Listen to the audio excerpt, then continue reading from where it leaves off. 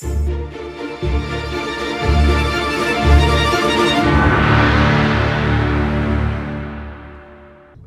I'm the Padawan Printer, and I am so stoked for this next video. I've got my kooky Mandalorian t-shirt on because I have printed my very first piece of Mandalorian armor. Yes, I have a complete set. As you can see here, I bought it last year. I now know why the cast at Disneyland at Galaxy's Edge here in California, why they just stay so focused as their character, and they never break character. It's just amazing. I mean, those kids that came to my house, they thought I was that guy. It was just incredible. So what I'm going to do today is show you how I printed a piece of Shin armor. Okay, so you can see I've got a lot going on my workbench, some unfinished projects, or projects as they say in Canada. Let's focus on this one. Now, this was a really fun print. It was not technical, but it was long. I think this thing, well, let me introduce what it is. It's a piece of Shin armor. You can see it like that. And you can see the supports here. But before I get into all that stuff, the reason that I printed a new piece of Shin armor, and this is called a schnee because I've got this little piece right here that's going to fit in, and it's going to kind of go over the knee like that, right? So it's just two pieces, not very bad, but this is my existing schnee, and I got this off of Etsy along with my entire costume that I bought last year. Even came with the little knee spike, but I'm going to do a separate series on all of my armor that I did. Of course, it's already done, so I can't show you like the process, but I can go over some things that I learned, right? Like I did a little blast melting mark here. I thought that was kind of cool, but I was not happy with this because I could not get my foot through this. And so I was a little bummed. So I just started kind of redneck engineering things. I cut it right down the middle like that. But anyway, I'll cover that in a separate video. The bottom line is I'm just not happy with this. So I printed this one.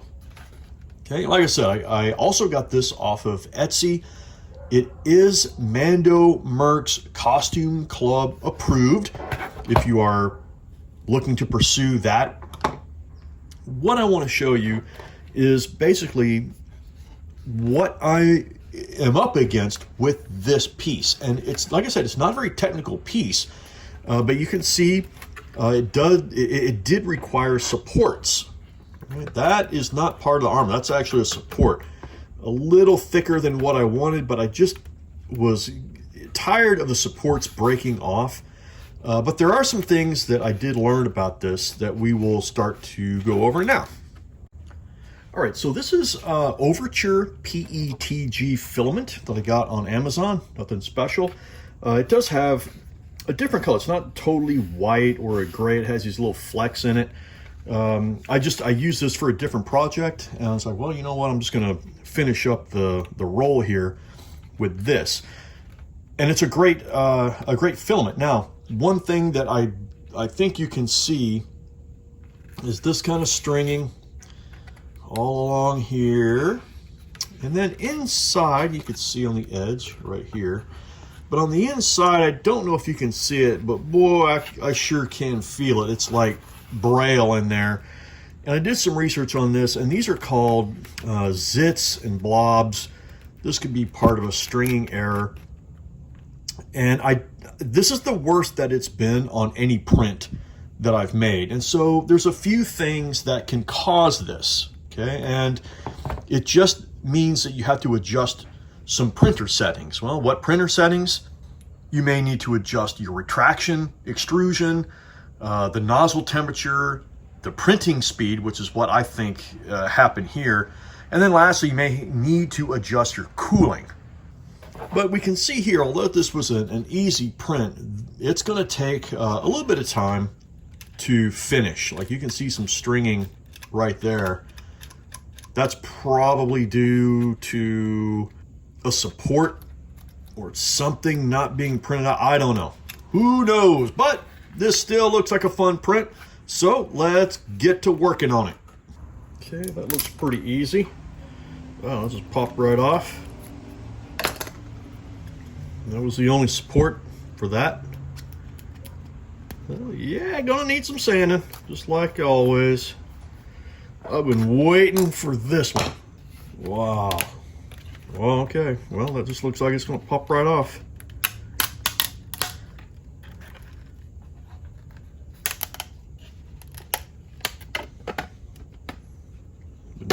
Dying to see what's under here.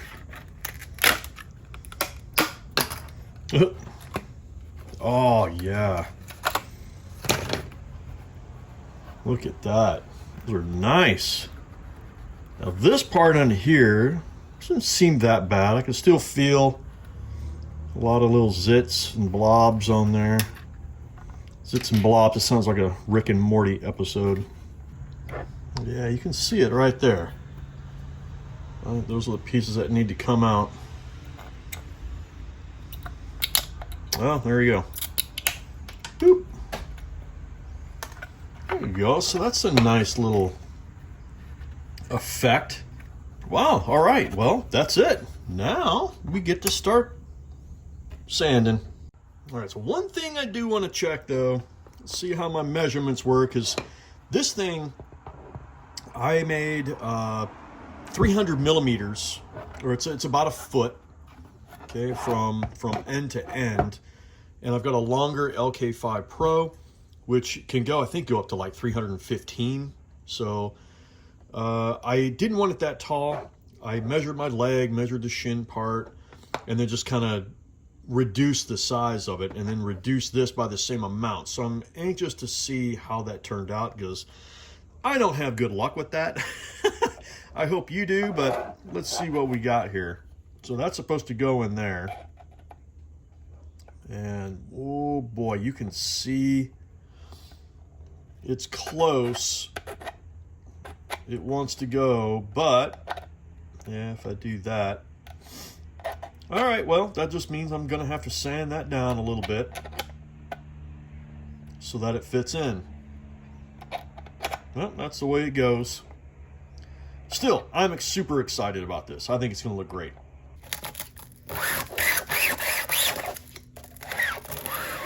Oh yeah, you hear that? That squeak? That squeal? Yeah. It tells me there's going to be a lot of sanding. It's coming off pretty good. I'm starting with 80 grit. Tons of this stuff. Really light with this because it's so coarse, you don't want to like grind into the print. So I'm just using it to take the surface level crap off of this.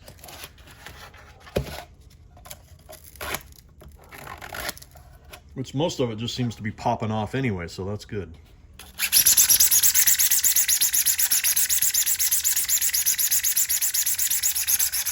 Okay, so the sanding didn't take very long at all. I had to pop these little supports out in between here and here, and that was just fine. Cleaned up the bottom where all the stringing was, and yeah, it just didn't go too crazy. Okay, on a print like this, it's big and flat, it's going to be a beat up piece of armor anyway. So I started with 80 grit just to kind of beat all those zits and blobs down, and I switched to 120, and then I went to a 220. And that's about all I really want to do for now. I've learned that on all of my armor pieces, it's just better to just kind of do a rough sanding to see what's going on, then put the primer on there, and then you'll be able to see like where all the real blemishes are and the focus areas that you need to spend some more time on. But yeah, the inside is a heck of a lot smoother, and I'm happy with this. One thing, when I was changing the dimensions for this to fit my lower shin, I wrote down like the percentage of decrease of the X, Y, and Z axis, and I applied that to this, and I found out that that's not really how it works, I guess.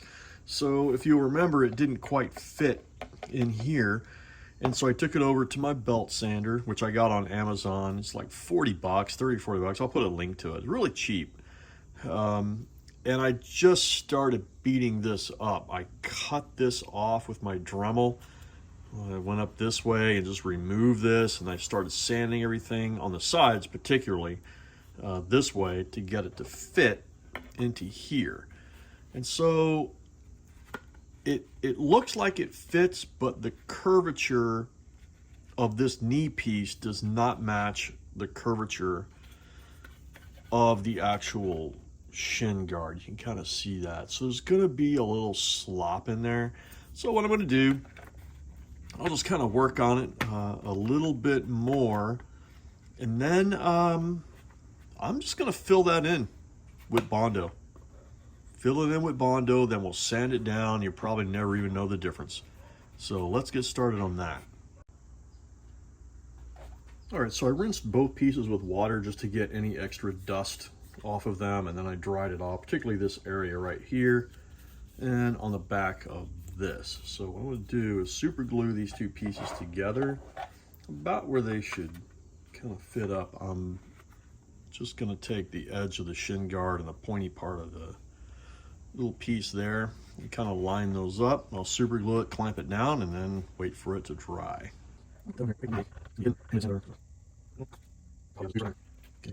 I did do a test run on this using my clamps and found that if I clamped it on the sides to hold this on, because of the mismatch curvature between this piece and this piece, it kept pulling this over to one side like that. So I'm just going to line that up, get my big clamp, and go right down the middle.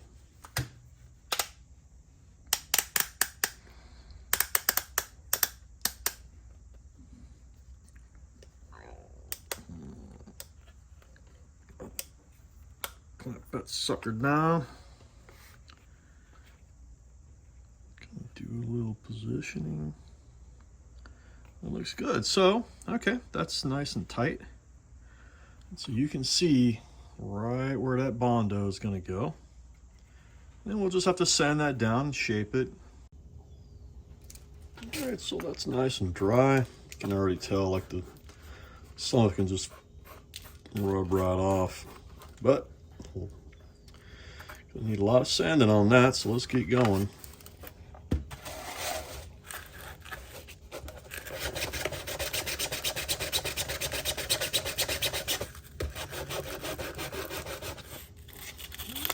What do you got here?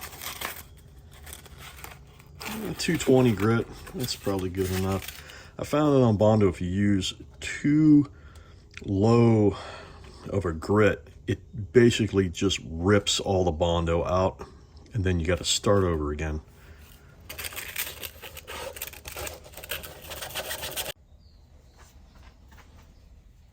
Just using some 2-in-1 filler primer. Got it at Lowe's. No big deal, but I love this stuff. I use it on everything.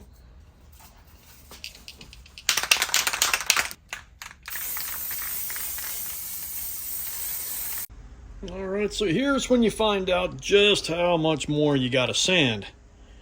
So that particular color of filament really hides imperfections, because as soon as I throw some primer on there, well, you can see it really good. See all that stuff right here, all the surface stuff, all up under, whoop, all up under in here.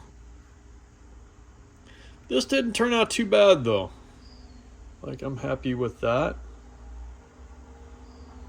But yeah, got some more sanding to do. Inside looks okay. But back to sanding. Okay, so I put one coat of filler primer on there, sanded it down, did another coat, sanded it down, and I just rinsed it off. And it's looking pretty good. Like, when I rub my hand on there, it's nice and smooth. I think it's probably time to put some paint on this. Yeah, what do you think? Like I said, I like my armor to look like it's been used. So this will not be a nice, fancy, pretty showroom piece, but I got some neat ideas for it, and I'll show you some tricks that I've learned.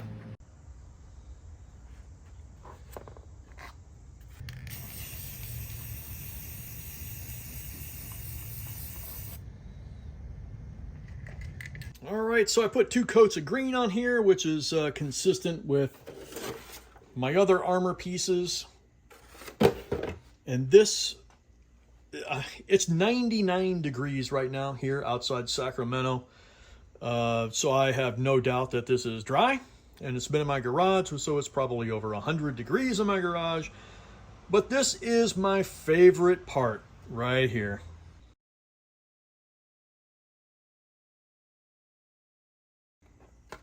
Not too bad. Not too bad at all. So now I get to cover up all that green and paint the rest black. Okay, so I'm gonna put a little bit of silver paint on both sides of this. I meant to put some on that green stripe, but this is a neat little trick that I read somewhere when I was working on my Mando armor. And like I said, I don't like pristine showroom armor. I want it to have some battle damage. And this is one of the coolest ways I've seen to be able to accomplish that. So what I'm going to do now is this old toothpaste trick on top of the silver, just in splotches. That's going to help me replicate chipped paint, either by blaster mark or just normal wear and tear. I just think it's a cool looking effect, and I did it a lot, like I said, on my other pieces. But let's do it here. So I'm just going to get a little bit, and you don't want to like make it symmetrical, and you want to pick some spots where it looks like it would be kind of normally worn out. Make it a little misshapen if you want. Doesn't matter. Particularly down on the bottom, you're going to see places that are typically worn out. But there's another trick I'm going to do to add just, because edges always get worn out if you look at anything, right? But we're going to use a different type of effect for all these other places. This is just for like big like scrapes that just got knocked. Put some right there. So what we're going to do is paint over this with black tape, black paint rather, and it's just gonna, it won't stick to this, and we will just wipe that part off. Pretty cool.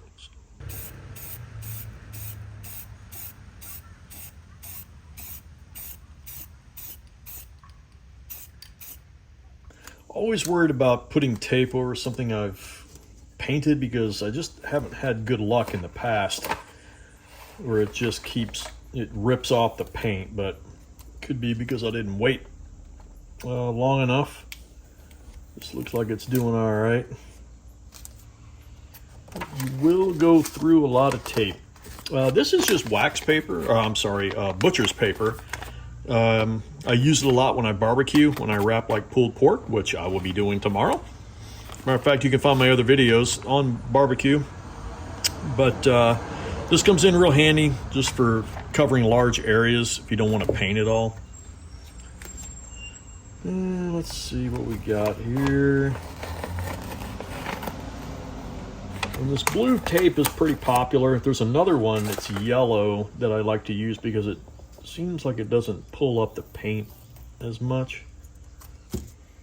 But yeah, kind of wish I'd have invested in painter's tape, because I go through it a lot.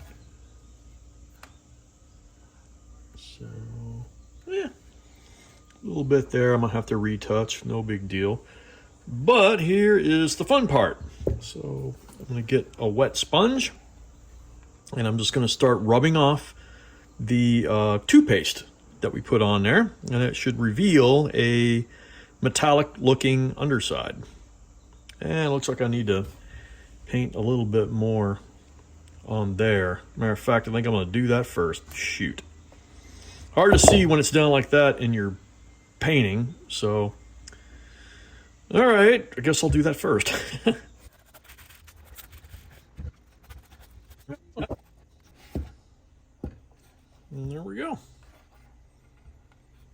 Looks a little scuffed up. Okay, not too bad. We'll have to do a little touch up as usual, but hey, all in all, that's pretty good. So I think the only thing left to do is to give it a black wash and to kind of dab out the corners, do a little touch-up paint, and yeah, I think this will be good to go. All right, so I did something a little bit different on this side, mainly because I was trying to cover something up.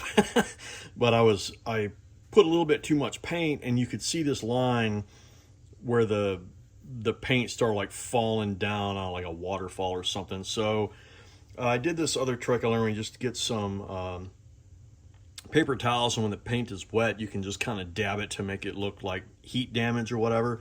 You can also do that. I'll show you another trick where you can just take it. Okay, so this Georgia clay, I'll just put it in a dish and then dab a little bit of paint off with my paper towel, and then kind of pat it on there. It looks like rust.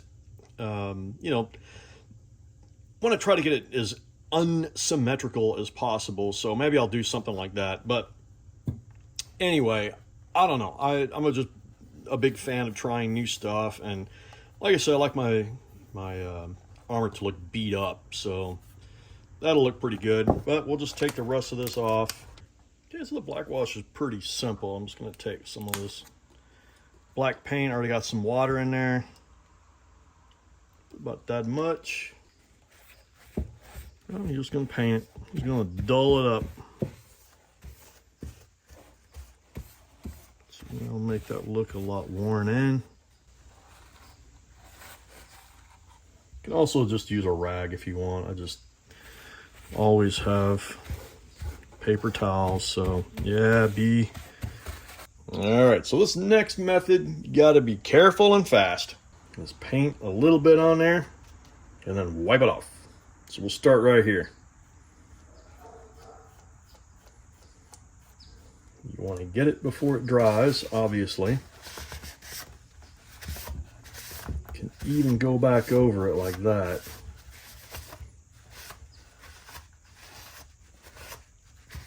And look at that.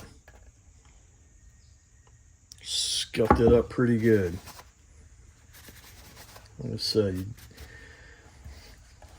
if you wipe it, you'll see like little lines, but if you just kind of dab it in the black, like, that's okay. Like, I like that. Makes it look beat up. Makes it look like the dude's seen some action, you know?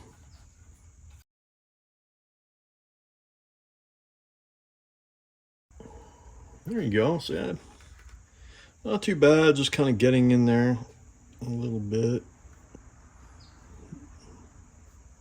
Gotta admit, it is one of my favorite parts. Just be sloppy, man. Who cares?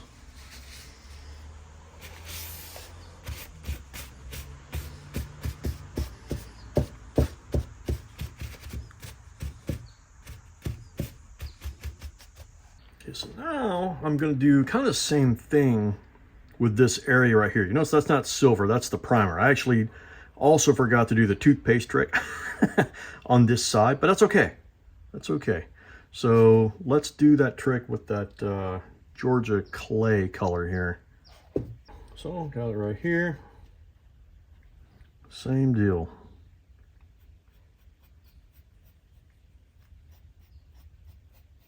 Just kind of right there where the primer was poking through. And we'll do some more touch up on it, but then it should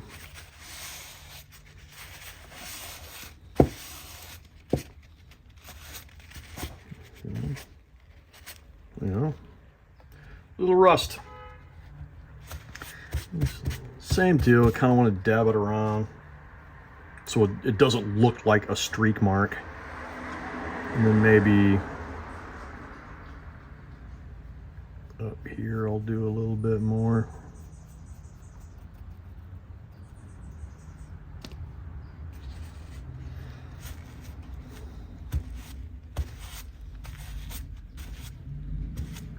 There you go. Not too shabby. Just looks like some damage. And same here where the paint kind of peeled up. Like that just makes great heat damage effect, right? Oh, kind of like, oh, kind of a reverse scrimshaw effect here, but watch what happens.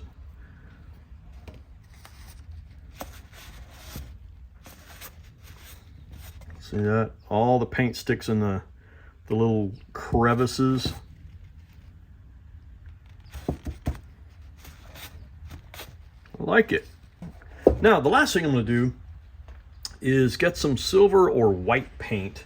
Because as you know, edges on things tend to wear out, right? They get scuffed more than any part of anything. I mean, look at, you know, your tennis shoes or, you know, clothes or your car, whatever, right? It's always the edges, right, that start to look worn. So that's the last effect I'm going to put on here is these worn edges. Okay, so I about got it done, but I wanted to show you a few, I don't know, a few techniques that I learned while I was making my Mando armor before. But you can see that I beat it up pretty good. Okay, I used this color here. What is it? Oh, the ring light's kind of Georgia clay, and then what is this? Asphaltum. So it's kind of a brownish color, but I've got my paints right here. And so I just wanted to show you how I make kind of a rusted out section, because like I said, I like these things to be beat up, and once you start, you know, knocking paint off of things, then weather starts to set in, right? So you can see these little areas here. All I did was I just took a paper towel and I put it in my silver, or what was it? There we go, metallic paint. And I just put it right here, as you can see. And I just dabbed a little bit on my paper towel, and then just kind of did like this. That's all I did. All over. Just, and it makes such a neat effect. You know, like just something got a hold of it and took some paint off. Now, you can see like right here, I added some of that Georgia clay because I want this to look kind of rusted out. It's kind of an indent, right? So, and I want it to look like it got beat up. So I put that on there. But now that just, it's a little too orangey for me. So then what I'm going to do is get just a little bit of this asphalto color. And you can't see it, but like really sparingly. So I'm just going to kind of do like this. So I just have just a little bit on my paintbrush, and then I'm just going to kind of dab it on there like that. So it's on top of the orange, but it's kind of blending in to make it look like it's really been beat up. We don't want people to think the bounty hunters totally neglect their armor, but there's a spot right here that may be a little bit too orangey for me. So let's do like that. You can tell I did it down here. Yeah, not bad. That one I'm gonna leave like this. Like I want that to look really scuffed. Yeah. But even when I do that, it just, I don't know, makes it look more realistic to me. And I just like that. Like I just want this whole section to look like, maybe not heat damage, but that something just kind of beat it up. All right, so that's looking pretty good. All right, and there it is. Not too bad. I did take a drill bit and just kind of scuff up right here just to make a fresh looking scratch. But all in all, I like that.